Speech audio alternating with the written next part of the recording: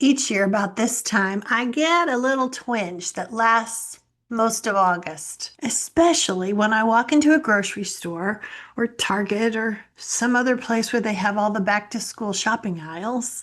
For a long time now, I've wanted to say something to some of the moms there. And in the past, that has caused quite a commotion. So I guess it's time to tell you about it. I know that some families are excited to be getting all their stuff together for the new year. And school works for them. And I also overhear moms loudly announcing only 4 more days with their kids in earshot, envisioning their relaxing lunch dates and calmer afternoons before the kids get home. The kids don't usually seem that happy about their mom's glee in getting rid of them, but that's probably for another podcast, right? A quick glance at some of the kids there in the shopping aisle, and we'll see they're looking pretty sad about summer ending. They're not all that thrilled about returning to school. A few of those moms don't look that happy about it either, but they're dutifully checking off the items on the supply list and trying to comfort their kids. And these are the moms that I want to lean over to and say,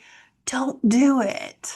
I know the reactions I'd get, the raised eyebrows, the defensive posturing from moms who overhear, but we're counting down the days to ship off the kids. But something is tugging at some of those other moms who simply don't know they have choices. They'd like to maybe explore something else with their child.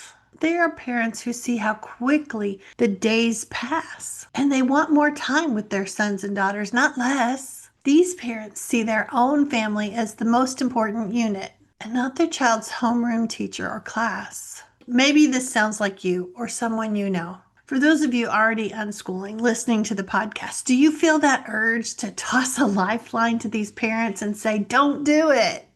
For years, these mothers, all of us really, have been conditioned to stop questioning the status quo, to get back in line, ignore your guts about keeping the kids home, trust the system. But we do things differently here. I'm Sue Patterson, and this is the Unschooling Mom2Mom podcast.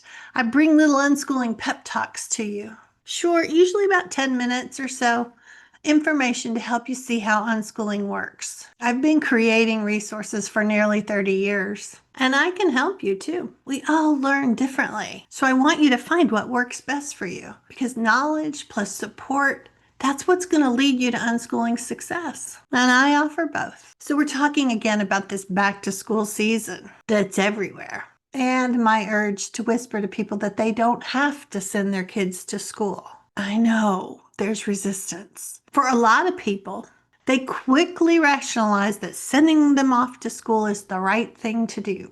All the pro-school marketing comes flooding back into their heads. Sometimes they counter with, but they'll have fun at school.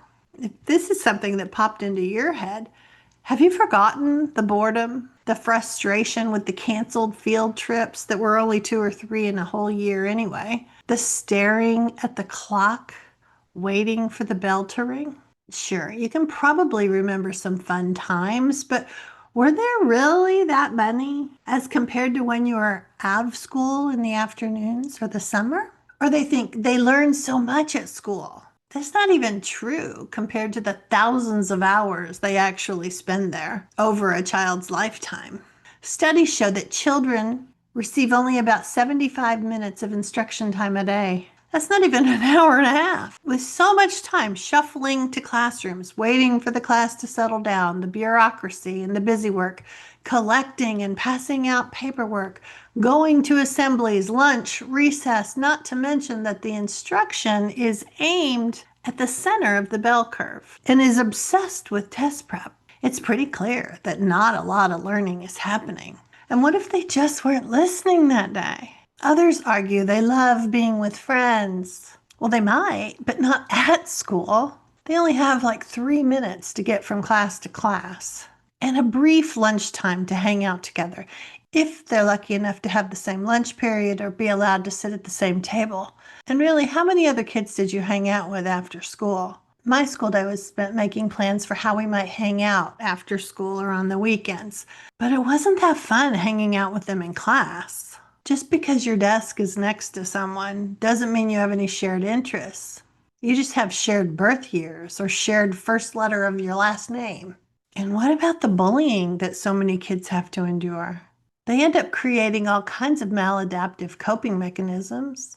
They learn that no one will rescue them, and they're forced into these situations during their waking hours.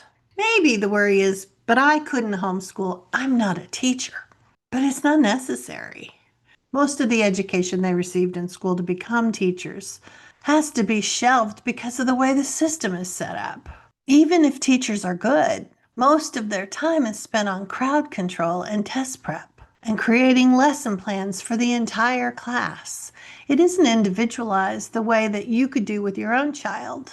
And that's going to be even worse with the teacher shortage and the funding cuts happening now. Still, I want to tell them, don't do it. And if they didn't roll their eyes and push their shopping cart away from me, I would add a few more things. Life is short. Spend as many hours with your kids as possible. As I look back at the years that my kids were living at home, it really did fly by. Make life an adventure. Real life waits outside those school doors.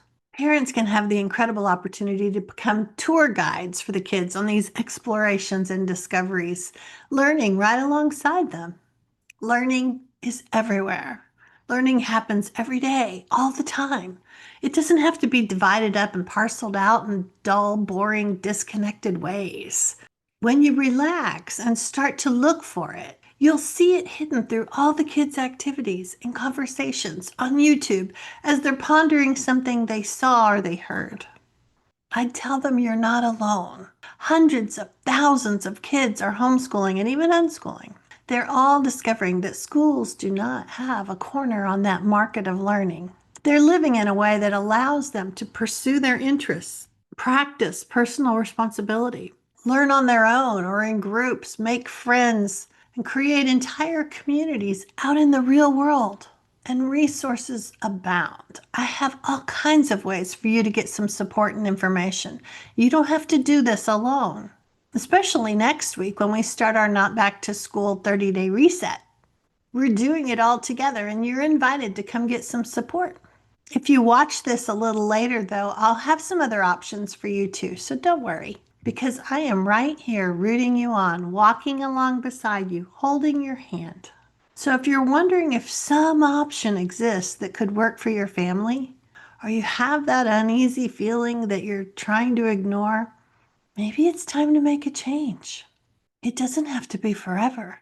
You could try it and see if it makes things better. So if you're hesitating about whether or not to send your kids off to school, imagine me leaning over, whispering to you, don't do it.